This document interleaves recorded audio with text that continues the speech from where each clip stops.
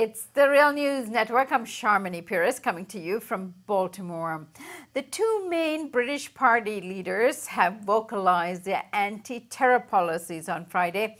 This follows a nationwide hiatus in respect of political campaigning that was put into place after the Manchester bombing.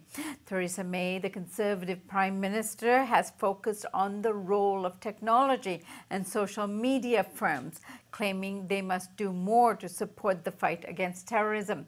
Leader of the opposition Labour Party, Jeremy Corbyn, struck a decisively different tone. This is a part of what he had to say. There is no question about the seriousness of what we face. Over recent years, the threat of terrorism has continued to grow. You deserve to know what a Labour government will do to keep you and your family safe. Our approach will involve change at home and change abroad. At home, we will reverse the cuts to our emergency services and police. Once again in Manchester, they proved to be the best of us.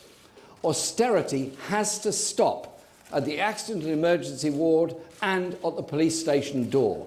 If the security services need more resources to keep track of those who wish to murder and maim, then they should and they will get them. We will also change what we do abroad.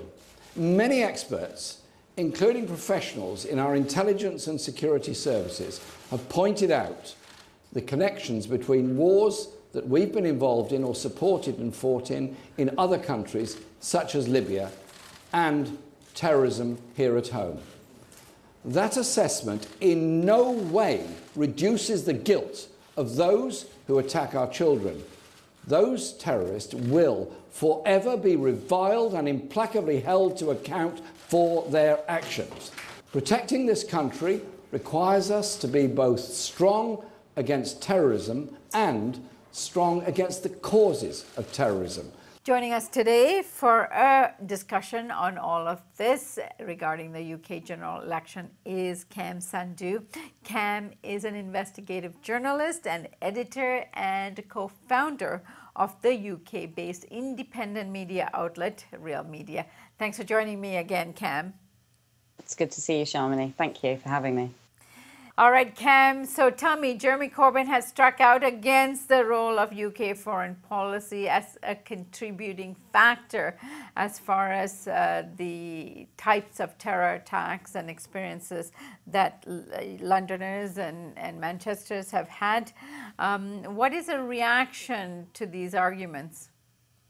Well, I think it's been a very important day for British politics because, as you say, when Jeremy Corbyn was laying out his ideas for foreign policy, while he derided all of those people involved in the Manchester attack on Monday night, he, perhaps for the first time in a number of years, has played the role of a politician who has said that the war on terror is not working and that we need to find a new solution to these kinds of problems because this is going to keep happening again and again.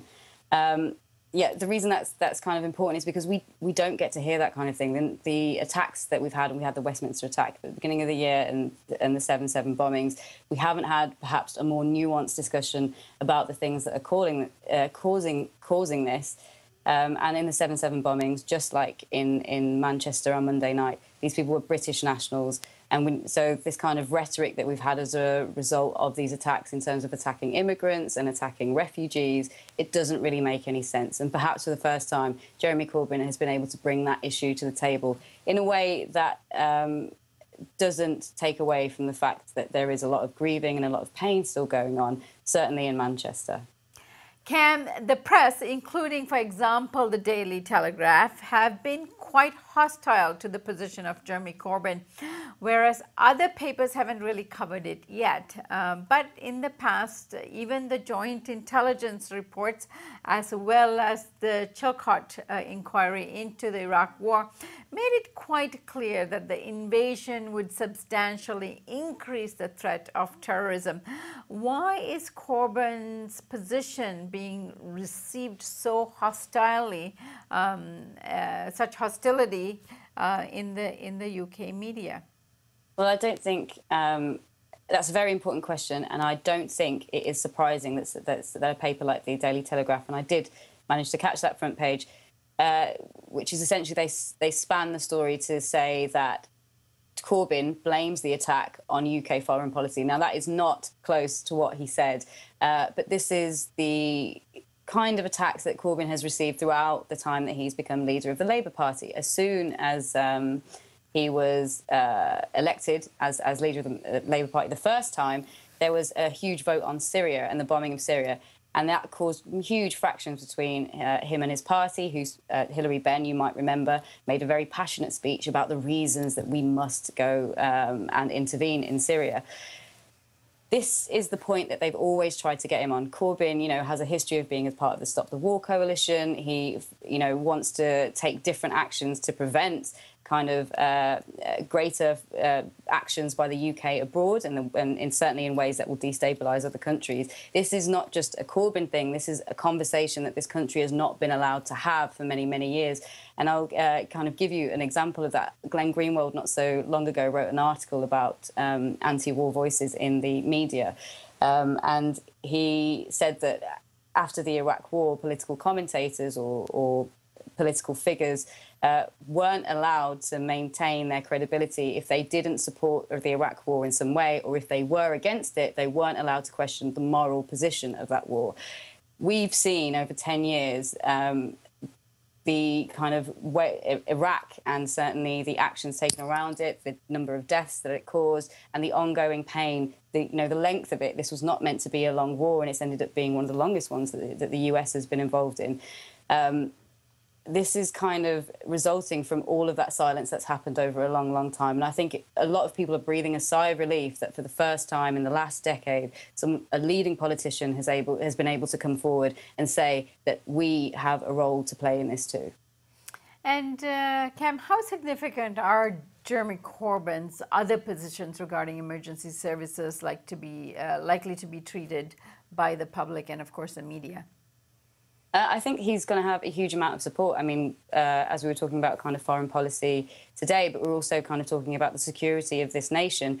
And, you know, he says that he's going to implement 20,000 new police officers, which is, by the way, the amount that Theresa May cut the police force by. And that is the reason we now have soldiers on our streets after the Manchester attack, because she cut those in 2015 while telling the Police Federation that they were scaremongering her about these cuts. So we've seen a kind of direct result of Theresa May's policy already, and how potentially that is already leaving us insecure. So I think, hopefully, you know, I personally would like to see an increase in kind of the protection of our public services in terms of not just the police forces, but the NHS and so on.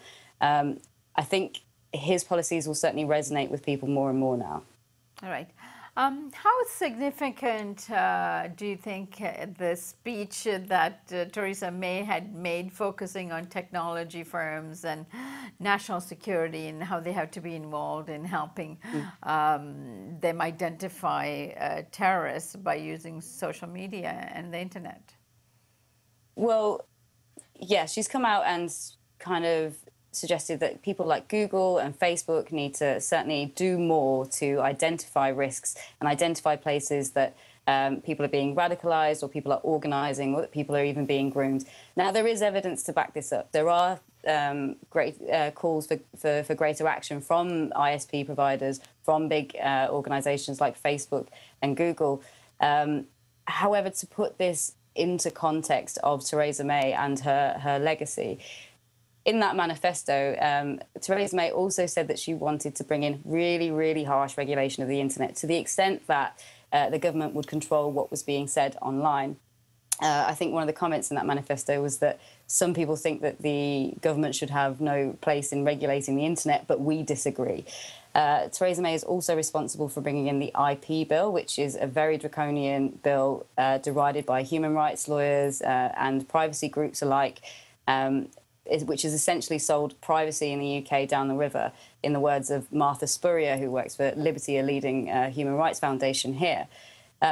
So putting that into context, that kind of the politics of Theresa May, it's to be questioned about whether she's doing this for everybody's safety, or whether this is a kind of another level of her intercepting people's privacy.